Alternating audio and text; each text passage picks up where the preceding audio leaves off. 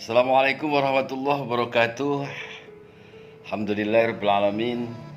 Wa bihi nasta'inu ala umuri dunya waddin wassalatu wassalamu ala asrofil anbiya'i mursalin sayyidina wa maulana Muhammadin wa ala alihi wa sahbihi ajma'in. Amma ba'du. Pemirsa yang berbahagia, alhamdulillahirabbil alamin. Alfat Project bisa kembali menemui Anda, dan ya alhamdulillahirabbil alamin, secara perlahan-lahan alhamdulillah kita masih diberi kesehatan ya, masih diberi kekuatan, masih dikuatkan iman kita sehingga kita masih dapat melaksanakan aktivitas rutin kita sehari-hari. Mudah-mudahan apa yang kita kerjakan dan kita laksanakan merupakan salah satu kegiatan yang memberikan berkah, aktivitas yang bermanfaat, dan senantiasa mendapat ridho dari Allah SWT. Pemirsa yang saya hormati, pada beberapa episode yang lalu saya sudah mengurai tentang dinamakan sifat sabar. Ini masih berhubungan karena terkait dengan sifat-sifat lah. Jadi pada dasarnya di dalam diri kita itu tumbuh sebuah perasaan berharap dan cemas. Harap dan cemas. Nah, dua sifat ini yang ada di dalam diri kita, penuh harap dan cemas, ini dua sifat yang harus mesti mendapatkan porsi dan mendapat pengelolaan yang baik oleh kita. Karena apa? Karena harap dan cemas ini juga bisa membawa dampak yang tidak bagus di dalam kita melaksanakan seluruh aktivitas ibadah kita kepada Allah SWT. Dalam arti bahwa tumbuh kembang rasa cemas dan harap yang berlebihan ini kalau tidak dikelola dengan baik juga akan menimbulkan semacam sifat-sifat yang kontradiktif terhadap semangat kita, semangat keilahian kita kepada Allah Subhanahu wa taala. Dalam beberapa hal berkaitan dengan harap dan cemas ini digolongkan menjadi tiga. Jadi ada tiga hal atau tiga kelompok lah, tiga golongan manusia terkait dengan harap dan cemas ini. Yang pertama adalah seorang manusia yang memang dengan sepenuh hati tulus dan ikhlas. Harapan dan cemasnya itu semuanya ditujukan, diperuntukkan dan disandarkan kepada Allah SWT. Harapan dan kecemasannya seseorang itu disandarkan sepenuhnya kepada Allah SWT. Harapan dan kecemasan yang disandarkan sepenuhnya kepada Allah SWT ini bisa membangkitkan seseorang menjadi berkembang keimanan dan ketakwaan, sehingga akan keluarlah sifat-sifat yang baik, sifat-sifat yang bagus, hal-hal yang cemerlang, harapan-harapan yang baik terhadap Allah SWT. Juga kecemasan-kecemasan yang ada di dalamnya ini berupa kecemasan-kecemasan yang bisa membuat hasilkan rasa semakin dekatnya seseorang kepada Allah SWT. Ini golongan yang pertama. Oleh karena itu, inilah perlunya harap dan cemas itu dikelola. Kemudian yang kedua, ini harapan dan kecemasan yang ada di dalam diri kita ini itu menjadi sebuah kekhawatiran. Jadi di tengah-tengah ini harapan dan kecemasan yang membawa kekhawatiran, menimbulkan kekhawatiran antara iya dan tidak sepenuhnya kepasrahannya sama Allah.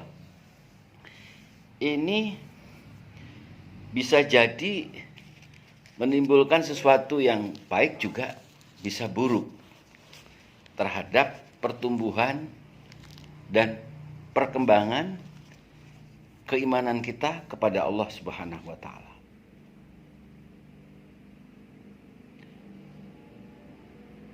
Nanti ini karena ini kita harus mencari keseimbangan.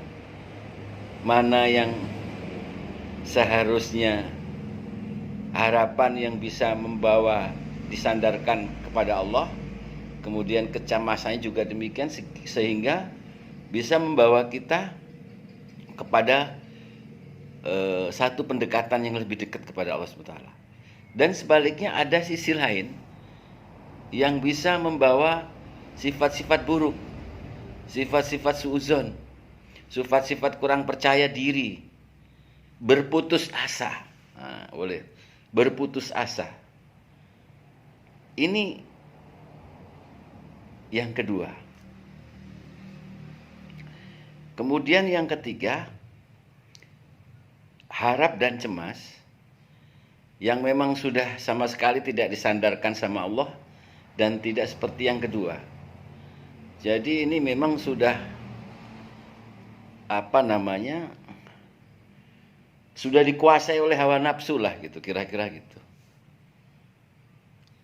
Harapannya ya pengen punya mobil, pengen kaya raya misalnya. Kemudian bisa menjadi orang yang terkaya di desa itu mungkin gitu. Apapun ditempuhnya untuk mewujudkan harapan itu. Dan bila orang ini tidak berhasil, ya cemas, kecemasannya udah menuduh yang gak karu-karuan. Ibadah untuk apa? Berbuat sama orang lain juga untuk apa? Apa sodako? Bikin kita miskin. Barangkali pemikirannya seperti itu. Makanya di dalam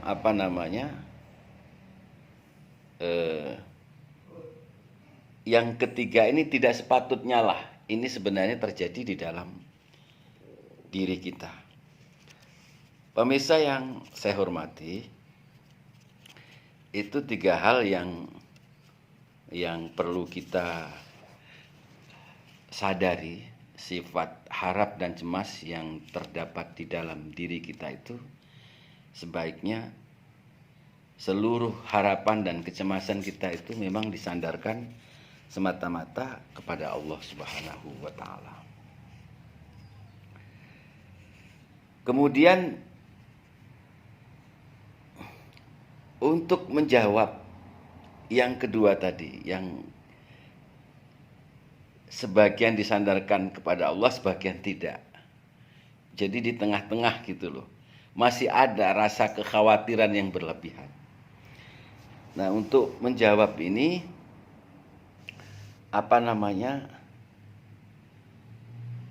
kita harus mengurai, mencoba menggali. Di sini diberikan jawaban, diberikan opsi, yaitu dalam surat Al-Hujarah 56 15 dan 56 Allah Subhanahu wa taala berfirman, wa may yaqnazu mir rahmatillahi illa dhallun wa may yaqnazu mir rahmatillahi illa dhallun. Tidak ada orang berputus asa dari rahmat Tuhannya kecuali orang-orang yang sesat. Jadi kita tidak diperbolehkan berputus asa dalam menghadapi sebuah kenyataan yang kita hadapi ini. Karena sesungguhnya orang yang berputus asa itu bisa membawa kesesatan. Gitu loh. Jadi putus asa itu lebih dekat kepada kesesatan. Karena apa? Ya,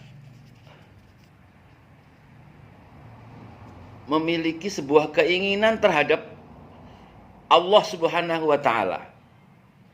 Ingin cita-citanya diwujudkan.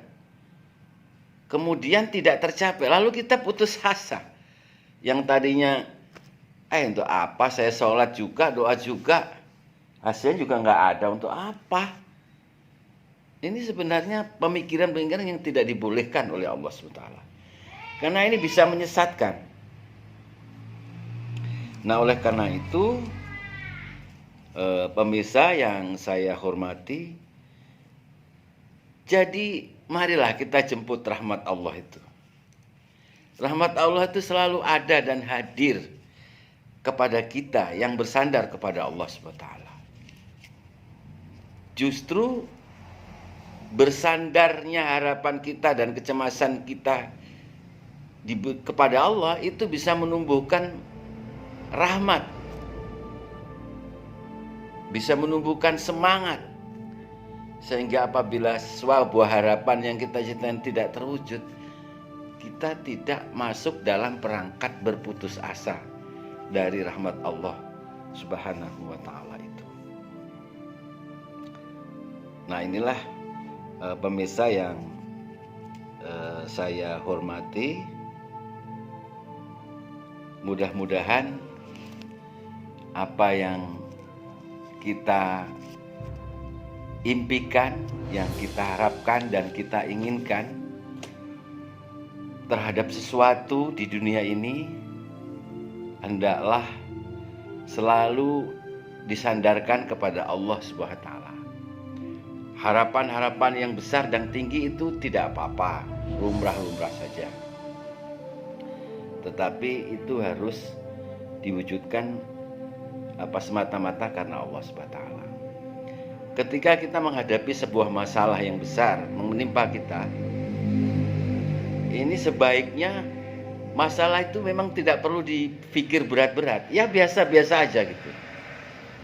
Tetapi yang kita pikirkan adalah agar kita seimbang, supaya kita berpikir bahwa rezeki yang diberikan oleh Allah itu lebih banyak ketimbang masalah yang kita hadapi. Allah udah kasih kita kesempatan hidup. Allah sudah berikan kita kenikmatan yang luar biasa.